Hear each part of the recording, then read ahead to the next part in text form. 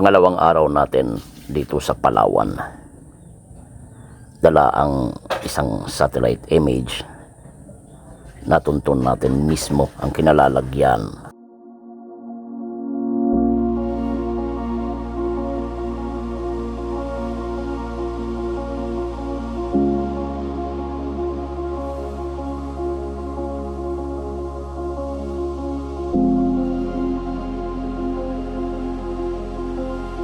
Japanese concrete bollard ang inyong nasasaksihan.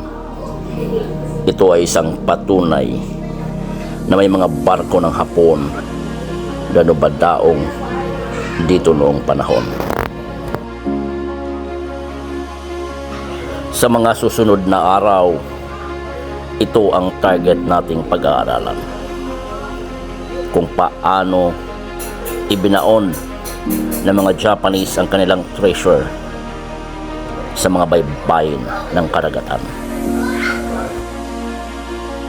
Base kasi sa ating satellite scan, may image tayong nakikita. May isang treasure na sa gilid lamang ng dalampasigan. At itong mga structure na inyong nasasaksihan ang siyang magpapatunay na ito ay ginawa nilang palatandaan sa ibinaon na kayamanan.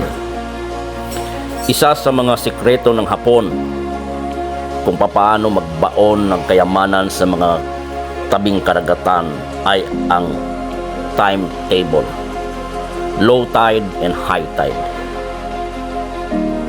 Kaya kung gusto nyo talagang makakakita ng Yamashita treasure, kailangan ninyong aralin ang psychological approach na ginawa ng mga Hapon noong unang panahon.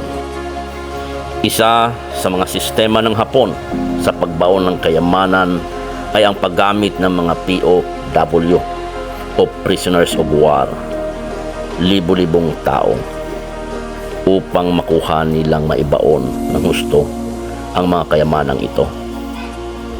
Kaya kung hindi nyo pa rin nakukuha ang sistemang ito, gumagamit pa rin kayo ng iilang tao, 5 hanggang 10, pagtatawanan lamang tayo ng mga Hapon na nagbaon dito.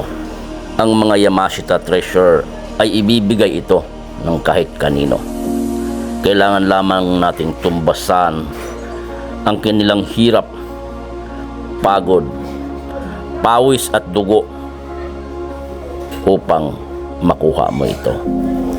Kung hindi ka pa handang tumbasan ang mga ito, huwag mong subukang maghukay. Mapapahamak lamang tayo.